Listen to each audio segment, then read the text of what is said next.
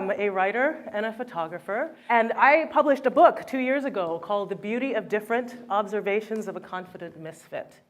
And this book, what it did was it encouraged people to sort of ignore all the rules that society tries to place on us, the ones that feel counter to our own authenticity, right? I believe that really the thing about us that might be a little weird about us, maybe the things that we try to hide from other people, maybe the thing that other kids made fun of us for when we were kids, that actually is the source of our beauty, and it might even be a superpower if we use it for good and not evil. So the book came out, and I'm really, really happy to say that a lot of people enjoyed the book, which was great to hear. And I got tons of emails and letters from people from all walks of life, from doctors and lawyers to artists and teachers to even a couple of convicted felons, all of whom said that they enjoyed the book, but also they were feeling a bit of relief that they no longer had to hide that thing about themselves that they were embarrassed about. And even more encouragingly, thought that, you know what, maybe if they used that thing that was weird, that different, for good, they could change the world, or at the very least, their worlds. And as you can imagine, it was incredibly heartening for me to get all of these messages. However, it's been 2 years, and I'm starting to think that maybe there's a flip side to the beauty of different, and it is this. It's all well and good for all of us to say we're going to ignore what society tells us to do, but ultimately, aren't we society? Aren't we the ones that are coming up with all of these rules that says how people are supposed to behave? Aren't we the ones that are sort of contributing to this groupthink about what successful is supposed to look like, or what desirable is supposed to look like, or even what beautiful is supposed to look like? So how do we instead contribute to a world that actually values different as beautiful? So I've been thinking about this, and I actually think I got a glimpse of the answer on a recent trip to Africa. About 3 weeks ago, I went to Ethiopia with a group of English and American writers and the One Campaign, which is an advocacy organization designed to eradicate extreme poverty and preventable disease. There were about a dozen of us, about 13 of us, and the degrees to which we were well-traveled varied wildly. Some of us have been traveling around the world all our lives. Others of us had to get our very first passport just to make this trip. But none of us had ever been to Ethiopia before. And so our expectations about what we were going to see were all over the map. And I will go ahead and admit, right here and right now, that that reoccurring dream I was having before I left, where Bono was singing "Do They Know It's Christmas" to me over and over again, that was probably my first clue that my expectations were completely off the map, right? So we go. We land in Addis Ababa, Ethiopia, and of course are immediately smacked in the face with all of this beauty and mysticism and romance and mystery of this amazing land. And we're in it, right? We are so excited about this, and so we have opened ourselves up to just take in whatever we could, right? And I'm watching all of this, and as we're doing it, I'm noticing that everybody is starting to make remarks about the things about Ethiopia that they think are similar to their homes back in England or America, right? So, for example, I had one friend who, when she landed in Addis Ababa, she looked around and she was like, oh, beautiful sunny skies, cool, crisp air, big city surrounded by mountains. I totally get this. This is San Diego. Right? Another friend of mine who is from the Pacific Northwest, arguably the coffee capital of the United States, everywhere we went, she was like, oh my God, this is the best coffee I've ever had. This is such good coffee. Well, of course, Ethiopia is known for their coffee. Matter of fact, they have a ceremony over how they prepare it. And everywhere we went, we had coffee. I was like this by the end of the trip. But it was amazing coffee. She was right. It was amazing. Another friend of mine, we took a lot of trips out into the Ethiopian countryside. Another friend of mine from San Francisco, she was looking out the window of our big bus and she goes, oh my gosh, this is totally Napa Valley. All right? And it looks like it, right? These wonderful undulating hills, really lush, beautiful. But I think my favorite was on one of these trips when one of the women who was there, bless her, she was dealing with a little bit of motion sickness. And so she was trying to sleep through the trip. And suddenly she woke up and looked out the window and screamed, pigs! Turns out that this writer actually is a hog farmer in Michigan And so every time we landed at a farm and she just inhaled that wonderful livestock manure smell, she was home, right? Okay, so some of these statements are a little silly, a little ridiculous, right? But some of them, when you think about it, they actually make sense. And here's why. Anytime we go to another country or just anywhere where it's clear that we're the ones who are different, our natural inclination is to start looking for what's the same, right? Because same resonates. Familiarity resonates. It's what connects us, all right? So they kept doing this, and we didn't just do it with the pigs and the scenery and the coffee. We started doing it with the Ethiopian people, these people who were nothing like our friends and family back home, and yet were exactly like our friends and family back home. I remember at one point, one of my friends leaned to me and she goes, "Do you see that mother with her child? Do you see how she's nuzzling the crying baby? That's exactly how I used to nuzzle my baby when she was an infant."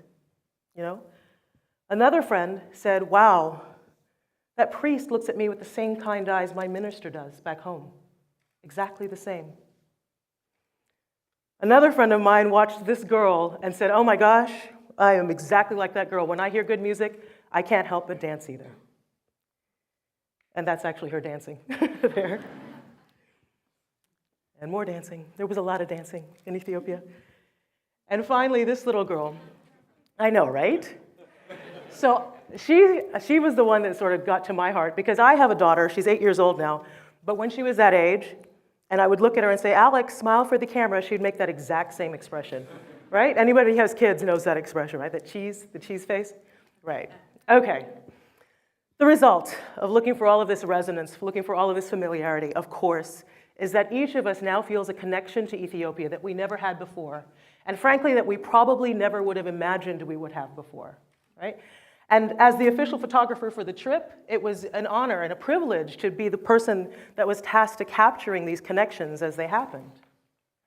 But while I was taking those photographs, I couldn't help but wonder, it's easy to look for what's familiar when you're in a foreign land, because what's familiar tends to stand out, right? It pops out at you. But would we be able to do the same thing back home, where we're more likely to see different and dismiss it out of hand, right? More importantly, let's imagine if any of these people that I introduced you to suddenly and miraculously showed up in your neighborhood. Would you see the loving mother and the child, or would you see the young woman with tattoos on her face, right? Would you see the child who was an exuberant dancer, or would you notice instead the girl who couldn't seem to sit still? Would you notice the holy man, or would you notice the poor man? And what judgments would you ascribe to these people based on what you had seen? Now, I ask this not to make us all feel bad, okay? And furthermore, I think we all know that we shouldn't be making snap judgments. But I think it's actually bigger and deeper than this. I think when we fail to look for that resonance, that familiar, and look through it to get to that beautiful different, I think we stunt our own growths, And not only that, I think that when we fail to look for that resonance, that sameness, that beautiful different, that even in a tiny, tiny little way, we start contributing to certain societal ills like racism or sexism or homophobia or xenophobia or any of a myriad kinds of stereotypes. It's what keeps us from connecting to our neighbors because they don't love the same way we do, or pray the same way we do, or vote the same way we do, right? And I think that when we fail to look for that familiarity, that resonance, that beautiful different, I think we're sort of denying ourselves the power of diversity and the ability to build stronger communities based on different ideas and ideologies. All right, so I probably haven't said anything earth-shattering here, but the trick, of course, is, so how do we do it? How do we keep going through it? How do we keep looking for that resonance and that same? Anybody? Right? It's a tough question. And I'm not a psychologist or sociologist, so frankly, I probably am not the right person to answer this question for you. However, I will say that in my life, there is a practice that I have that I think helps me to do it. And that practice is photography. And for me, it's all about physics. So if you don't mind, are you all still with me? Yeah. Nice. All right. So if you don't mind, I'm going to give you guys a little photography lesson here. Is that all right? Y'all with me? Right on. Okay. So I'm going to digress a little bit. For me, it's all about the light. So here's the thing. Ask any photographer here, any of the ones that are walking around here, and you ask them, what's the most important thing about photography? They will all tell you, I'm putting my words in your mouths, guys, but it is all about the light. It's all about the light. The light is everything. And I know there's physicists in here, so excuse my crude description of how photography works, but basically, your camera takes the light and magically turns it into a photograph. All right? You might make a few adjustments, but that's basically what's happening, right? What do you know? I actually have an engineering degree, but it was in like structures, and we didn't deal with light, so I skipped that class. Anyway, so it's all about the light. So if anybody ever asks me, Karen, what is the #1 tip you have for improving my photography? My tip is always look for the light. Say it with me. Look for the light. Perfect. All right. Now, when I say look for the light, I am not talking about just noticing if it's sunny or overcast out. I am talking study the light. All right? Look and see what it's doing. Is the light flaring? Is the light setting things on fire where the road looks like it's fire? Is it making really contrasty shadows? What's it doing? Or maybe it's not doing that at all. Maybe it's just softly reflecting, like the light is doing on the wings of this dragonfly, right? Maybe it's dappling. Maybe it's glowing. Maybe it changes based on your own perspective. You move and change. And then when you like what the light is doing, you make the adjustments on the camera, that's when you take the shot. So the rule is what? Look for the light. Awesome. Great. See, you all are photographers already, right? Very good. Okay, so here's the thing. That phrase, look for the light, I don't think it just stands for photography. I don't think it's just useful for when you're photographing sceneries or pigs or coffee or inanimate objects. I think it actually works for people. What's more, I think that there's a reason we tend to use light-related words when we describe somebody who we find particularly striking. You know? We might look at somebody and we'd go, wow, that person is radiant, right? We say things like, oh my gosh, you should see my friend's smile. She's a smile like the sun, right? Or we might notice somebody has eyes that just always sparkle, right? We use light-related words, right? And I think that that light is what my friends were responding to in Ethiopia, right? They were responding to the light and the love between the mother and the child, the sparkle in the kids' eyes while they were mugging for the camera or dancing, and the soft glow of the priest's smile as he smiled at them, right? That spark, that thing, that's what connects, right? We see it in our friends all the time when they suddenly burst into laughter, say, or are lost in thought, or are moved by beautiful music, or see something really beautiful, right?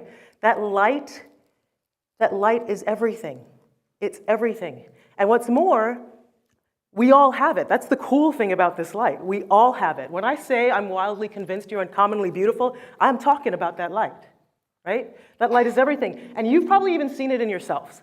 You've probably seen it in a photograph that was taken where maybe you weren't looking all that good, right? Maybe you weren't even presentable, but somehow the camera caught you in a candid moment of joy, right? Or a candid moment of love, or even a candid moment of peace. All right, that light is what connects us. That light is what illuminates our beautiful different. That light is what resonates. You with me still? Nice. All right, so my parting words for you guys today is to do what? You all are quick studies. Look for that light. That's right. When you leave here today when you're interacting with each other and when you go home to your communities, I want you to look for the light. You don't have to be a photographer. You can put the camera away because you don't want to be that guy, right? All right?